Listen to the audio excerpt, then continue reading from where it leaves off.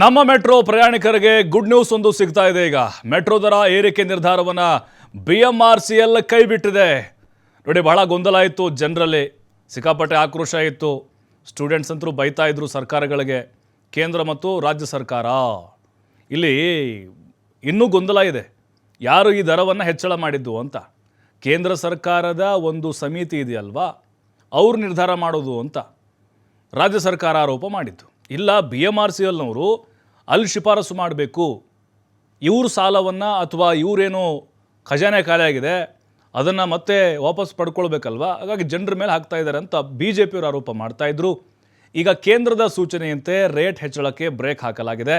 BMRCLಗೆ email ಸಂದೇಶವನ್ನು ಕೇಂದ್ರ ಕಳಿಸಿದೆ. ಹೀಗಾಗಿ ದರ ಏರಿಕೆಯಿಂದ BMRCL ಹಿಂದೆ ಸರಿದಿದೆ. 5% ದರ ಏರಿಕೆಗೆ BMRCL ಮುಂದಾಗಿತ್ತು. ಸಂಸದ ತೇಜಸ್ವಿ ಸೂರ್ಯ ಕೂಡ ಹೇಳಿದ್ರಲ್ವಾ, ಮನೋಹರ್ ಲಾಲ್ ಖಟ್ಟರ್ ಏನು ಕೇಂದ್ರ ಸಚಿವರಿದ್ದಾರೆ, ಅವ್ರು ಹೇಳಿದ್ದಾರೆ, ಹಾಗಾಗಿನೇ ಸೋಮವಾರದಿಂದ ಜಾರಿ ಆಗೋದಿಲ್ಲ ಅಂತ ಹೇಳಿ. ಬಟ್ BJPಯಲ್ಲೂ ಕೂಡ ಕೆಲವೊಂದಿಷ್ಟು ಗೊಂದಲ ಇತ್ತು. ಅಶೋಕ್ ಅವರು ಹೇಳಿದರು, ನಮ್ಗೆ ಯಾವುದೇ ರೀತಿ ಕೇಂದ್ರ ನಾಯಕರಿಂದ ಸ್ಪಷ್ಟನೆ ಸಿಕ್ಕಿಲ್ಲ ಅಂತ. ಬಟ್ ಈಗ ಕೇಂದ್ರ ಸರ್ಕಾರದಿಂದಲೇ ಒಂದು ಇಮೇಲ್ ಬಂದಿದೆ BMRCLಗೆ. ಬಟ್ ಇಲ್ಲಿ ಯಾರ ಪಾತ್ರ ಇದೆ ನಮಗೆ ಬೇಕಾಗಿಲ್ಲ ರೀ, ನಿಮ್ಮ ಕೇಂದ್ರನೋ ಅಥವಾ ರಾಜ್ಯನೋ. ಜನರಿಗೆ ಹೊರೆ ಆಗಬಾರ್ದು ಅಷ್ಟೇ. ಅನುದಾನ ಅಂತ ಬಂದಾಗ, ನಿರ್ವಹಣೆ ಅಂತ ಬಂದಾಗ 50-50 ಅನ್ನೋದು ಇರುವಂಥ ನಿಯಮ. ಅವ್ರು ಅರ್ಧ ಕೊಡ್ತಾರೆ, ಇವ್ರು ಅರ್ಧ ಕೊಡ್ತಾರೆ ಅಂತ. ಬಟ್ ಇಲ್ಲಿ ಜನರಿಗೆ ಬಹಳ ಹೊರೆ ಆಗ್ತಾ ಇತ್ತು. ಈಗ ನಿಟ್ಟುಸಿರು ಬಿಡುವಂತಾಗಿದೆ.